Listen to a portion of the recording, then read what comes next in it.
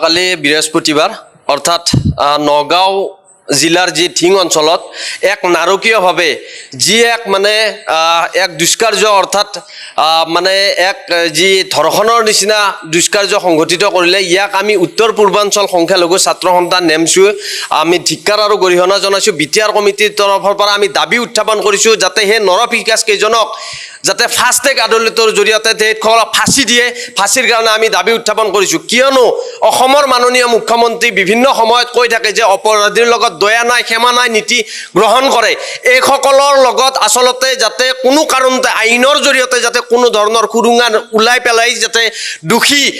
মানে সাৰি যাব নোৱাৰে তাৰ কাৰণে অসমৰ মাননীয় মুখ্যমন্ত্ৰী ডাঙৰীয়াক আৰু আমি প্ৰশাসনক আহ্বান জনাইছোঁ এখেতসকলক ফাষ্ট ট্ৰেক আদালতৰ জৰিয়তে অতি মানে ফাঁচি কাঠত ওলোৱাৰ কাৰণে দাবী উত্থাপন কৰিছোঁ আৰু লগতে এইটো কথা আহ্বান জনাম যে বিভিন্ন সময়ত এনেকুৱা ধৰণৰ ঘটনাবিলাক কিহৰ কাৰণে আচলতে হৈ আছে সৌখিদিনা আপোনালোকে গম পায় কলিকতাত যিটো এটা ঘটনা চিকিৎসক মানে ধৰ্ষণ কৰি চিকিৎসক এগৰাকীক যি হত্যা কৰিলে সেই ঘটনা মাৰ নাযাওঁতে আচলতে এনেকুৱা ধৰণৰ যি দুষ্কাৰ্যবিলাক এনেকুৱা ধৰণৰ মানে ধৰ্ষণৰ নিচিনা দুষ্কাৰ্য সংঘটিত হৈ থাকে বাৰে বাৰে এইখন অসমত কিহৰ কাৰণে আচলতে গৃহ বিভাগ ইয়াতে ব্যৰ্থ হৈছে নেকি অসমৰ মাননীয় মুখ্যমন্ত্ৰী ডাঙৰীয়াক আহ্বান জনাইছোঁ আপোনালোকে এই যিবিলাক সমস্যা আচলতে এই সমস্যাবিলাকত ক'ৰবাত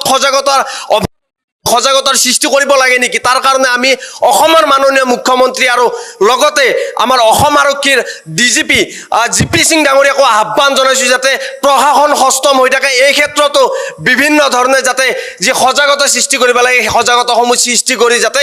আমি অনাগত দিনত ভাতৃত্ববোধৰ জৰিয়তে যাতে আমি আগুৱাই যাব পাৰোঁ আৰু লগতে আমি এইটো কথা ক'ব বিচাৰিম যে ধিঙৰ যি সন্মানীয় বিধায়ক আমিনুল ইছলাম ডাঙৰীয়া আচলতে পদত্যাগ কৰিব লাগে তেখেতে পদত্যাগ কৰিব এই কাৰণতে লাগে আমি পদত্যাগ কৰাৰ কাৰণে তেখেতক আহ্বান জনাইছোঁ তেখেতৰ নিচিনা এজন বিধায়ক থাকোঁতে সেই অঞ্চলটোত কেনেকৈ এই ধৰ্ষণৰ নিচিনা দুষ্কাৰ্য সংঘটিত কৰিবলৈ পালে আমিনুল ইছলাম ডাঙৰীয়াৰ অকমন্যতাৰ কাৰণে আচলতে এনেকুৱা ধৰণৰ দুষ্কাৰ্য সংঘটিত হ'ল নেকি তেখেতে আচলতে সমষ্টিটো কি ধৰণে লৈছে তেখেতে অকল কেৱল ধৰ্মীয় মেৰিকৰণে ৰাজনীতি কৰিলে UDFৰ লগত থাকি পেলাই যে ৰাজনীতি কৰিব আচলতে সেইটো নহয় আচলতে নিজৰ সমষ্টিটোক বিভিন্ন দিশত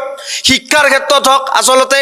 বাল্য বিবাহৰ পৰা যিবিলাক সামাজিক ব্যাধি আছে সেই ক্ষেত্ৰত আচলতে আমিনুল ইছলাম ডাঙৰীয়াই কিমান সজাগ আৰু সচেতনতা বৃদ্ধি কৰিছে সংখ্যালঘু এলেকাত সেইবিলাকৰো প্ৰশ্নৰ অৱতৰণ হৈছে আৰু যদি এইসকল দোষী যাতে কোনো কাৰণত সাৰি যাব নোৱাৰে যদি তেখেতসকলক আইনৰ জৰিয়তে যদি সুৰুঙা লৈ পেলাই যদি সাৰি যাব বিচাৰে তেতিয়াহ'লে কিন্তু আমি ৰাজপথত হাজাৰ হাজাৰ প্ৰতিবাদকাৰীক লগত লৈ পেলাই কিন্তু আমি ৰাজপথ কঁপাই তুলিবলৈ বাধ্য হ'ম